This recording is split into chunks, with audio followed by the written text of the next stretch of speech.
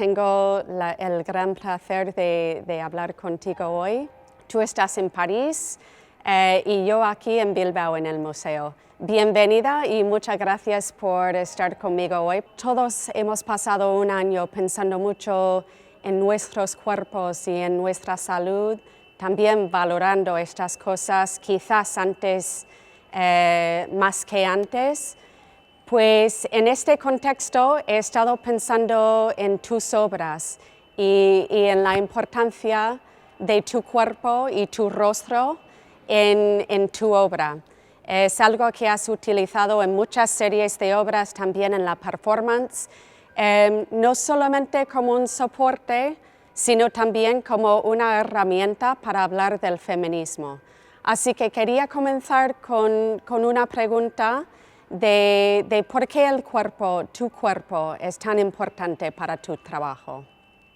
Como muchas artistas de mi generación, naturalmente estábamos todas más o menos en la mouvance feminista, y como tú sabes, el cuerpo de la mujer ha estado durante milenarios empleado para vehicular todos los fantasmas, todos los prejuicios y todos los deseos claros o no tan claros de los hombres, o sea que ha sido el soporte de un discurso masculino. Entonces, en un momento determinado, las mujeres artistas, entre otras yo, decidimos que el cuerpo nos pertenecía y que nuestro cuerpo era nuestro y que con él podíamos hacer lo que queríamos y, por supuesto, ser el vehículo de nuestra expresión artística, pero a la vez, o sí, no siempre, pero muchas veces, vehicular nuestra lucha feminista. Entonces yo empecé a hacer una serie de autorretratos, los primeros que hice se llamaban Mis Labores, porque tú sabes que en España el término que el diccionario dice mis labores, quiere decir la mujer que friega, que limpia, que cuida a los niños, etc.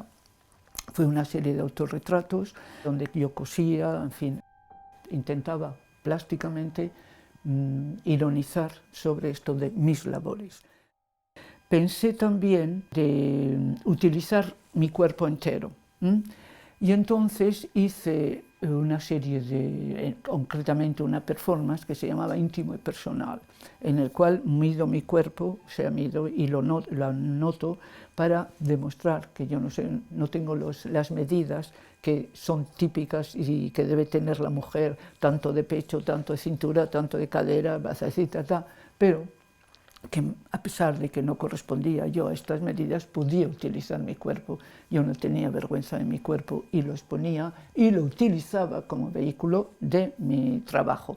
Y entonces decidí tratar plásticamente un tema que yo ya estaba tratando, si quieres, de una cierta manera a través del trabajo de los números, que era la idea de tiempo. Y entonces, el tiempo, ¿qué es el tiempo?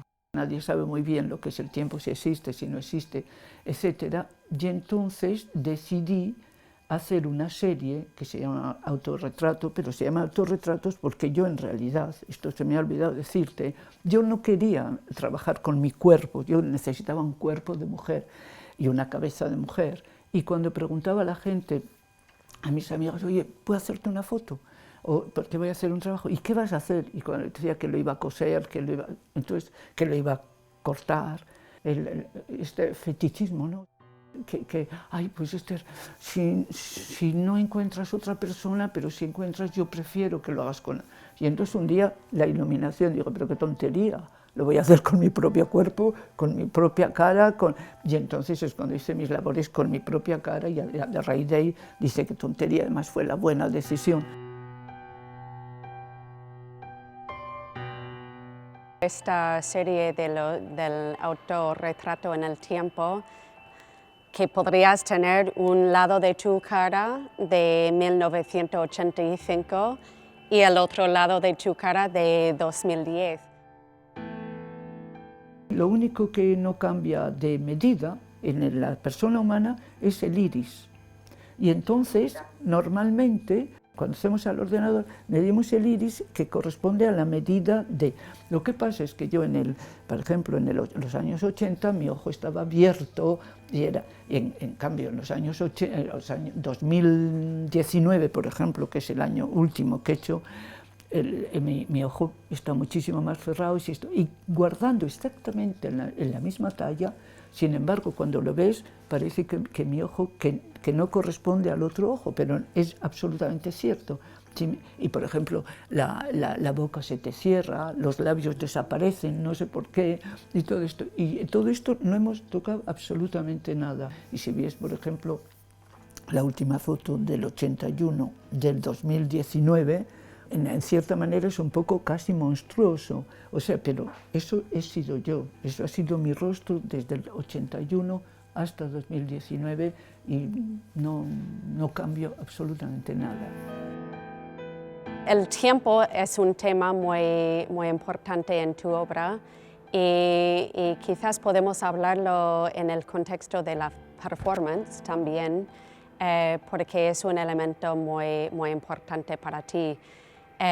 Sé que John Cage, el artista John Cage, era alguien que tenía mucha influencia en cómo tú has pensado en la performance y a través de las ideas importantes que aportaba a la performance, tanto el ruido como el silencio y bueno, has hablado de que tu definición de la performance es nada más que tiempo en el espacio.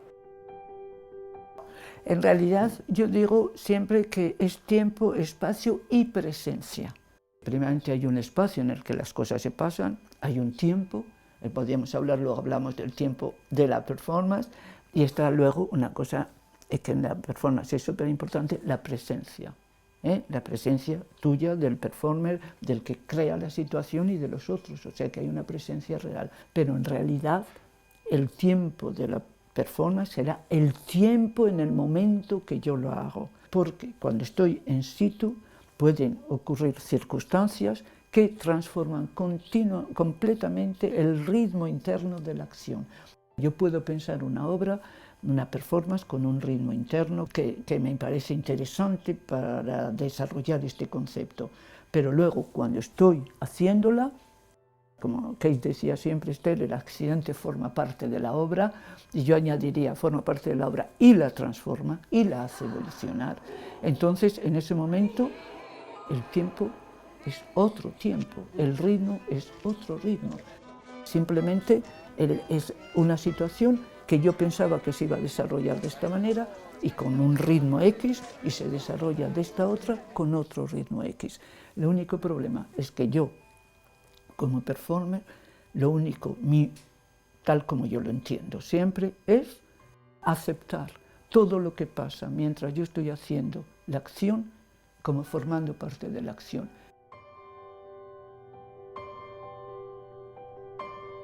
Tú estabas empezando a hacer acciones y performance en las 60s, cuando España estaba bajo franquismo, y uniste el grupo ZAG en 1967, pero me interesa mucho el contexto en que empezabas esta práctica. ¿Cómo fue recibido la performance en estos años? En aquella época, primeramente, o sea, la gente no tenía ni idea de lo que podía ser una performance. De hecho, no se llamaba performance. En nuestro lenguaje, en América decían performance art, pero aquí en Europa, o sea, se llamaba acciones. Bueno, yo me acuerdo perfectamente que cuando fuimos a Alemania en el 68, la tournée que hicimos en Alemania, alguien en un periódico habló de teatro musical, porque había las obras de Kagel en la época que estaban cerca del teatro, este teatro musical, y hablaban de ZAG como de teatro musical. En realidad nadie sabía muy bien lo que eran, incluso los que estaban en el milieu. Tú te imaginas el público en general, que en el 68 en Bilbao vamos a hacer performance porque nos invitaron, y ven por primera vez algo que no tienen ni idea de lo que es, estos especies de locos, porque es que la gente se reía de nosotros, vamos, todo, que están haciendo esto.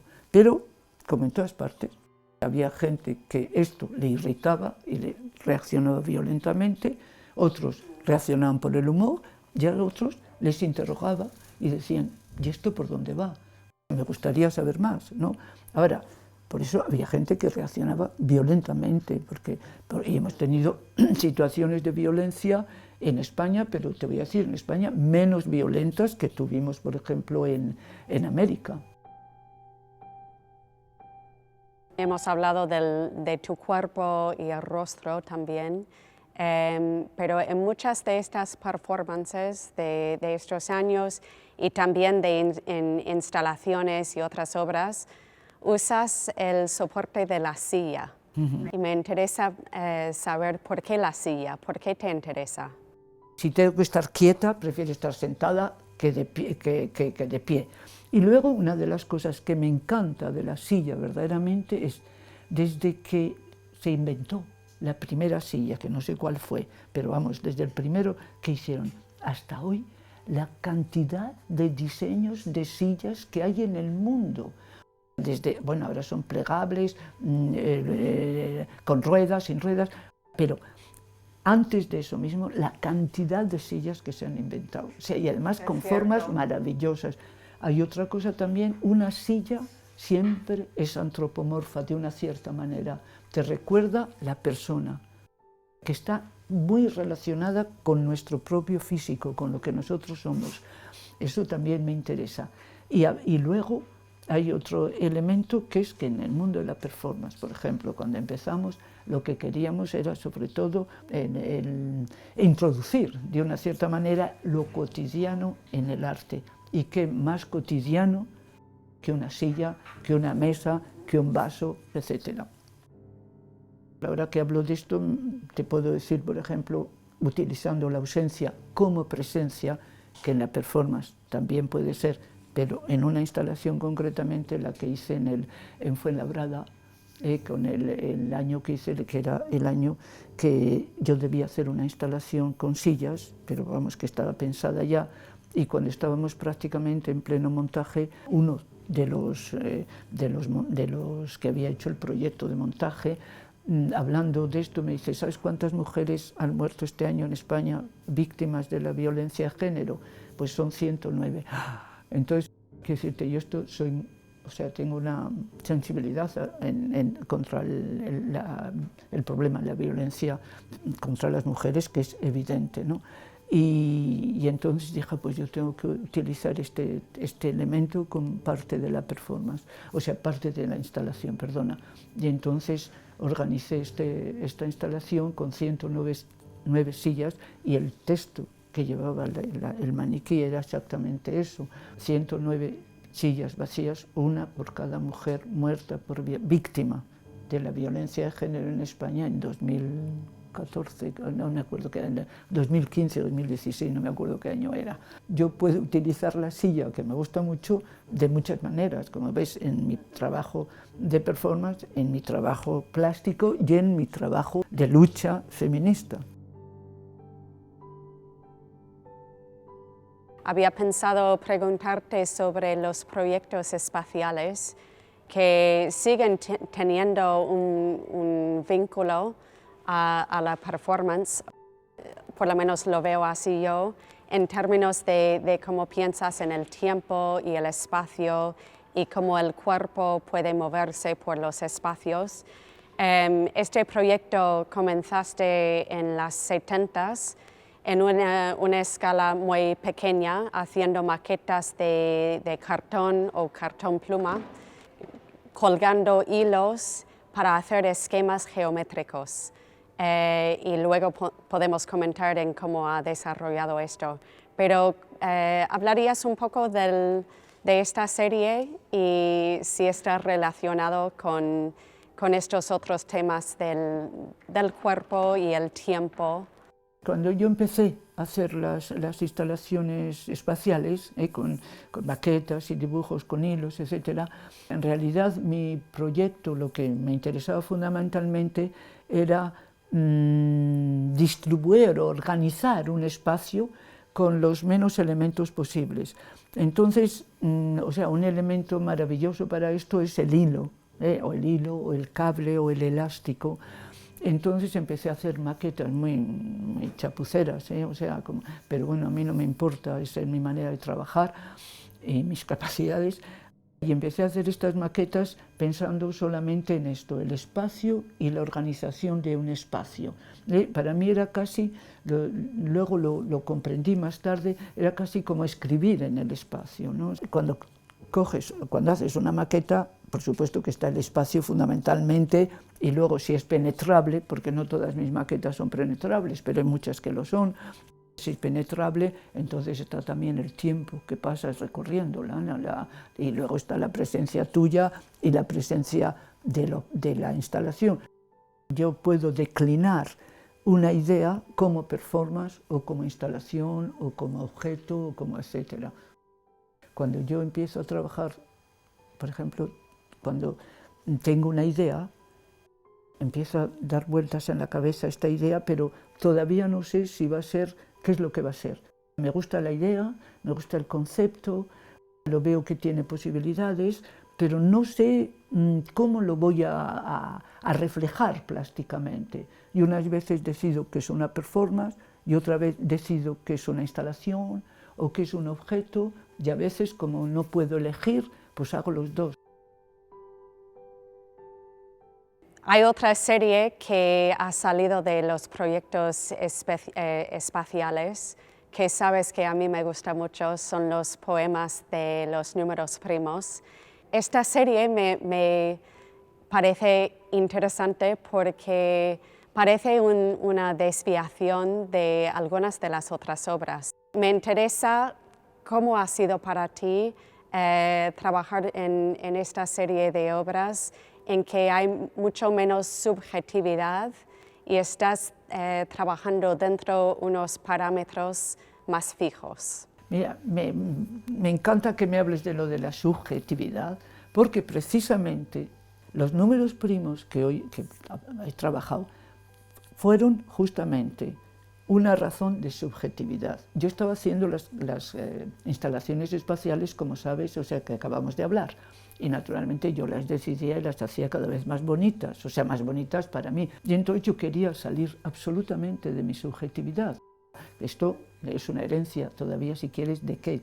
Yo prefería hablar a la inteligencia de la gente que a sus sentimientos, sus emociones y todas estas cosas. Y un día soñé que nadaba en un mar de números, y cuando me desperté vi que todos eran números impares. Y cuando los escribí me di cuenta que no solamente eran impares, no, simplemente eran primos. Y entonces dije, primos, es una serie, quizá puedo empezar a trabajar con ellos, etc. Y fue esto, simplemente por eliminar mi subjetividad, que yo comencé a trabajar con los números primos, sabiendo efectivamente que era una serie que tenía sus normas, aunque no se sabe exactamente cuál es esto, pero que había un sistema que había que respetar. Lo que yo pretendo es dejarme de una manera llevar, dejarme llevar con lo que me inspiran el trabajo que estoy haciendo. Visto desde fuera, pues puede parecer completamente, dices, pero es que está haciendo el trabajo de los números primos y a la vez hace performance esto, pero para mí, cuando yo lo analizo y si tengo tiempo de explicarlo paso por paso, como estamos haciendo ahora, en realidad todo está relacionado. Una cosa te lleva a la otra y esta otra te lleva a otra, y entonces haces tu camino sin pensarlo, sin decir, ay, tengo que abrir este camino. No, se abre solo. Tú estás pensando en las instalaciones y de repente vienen los números primos y los números primos te llevan al infinito y el infinito te lleva a otra cosa, ¿comprendes? Eso es, yo pienso que eso es lo importante, quizá, o sea, es un poco una disciplina, es no tener miedo y dejarte llevar.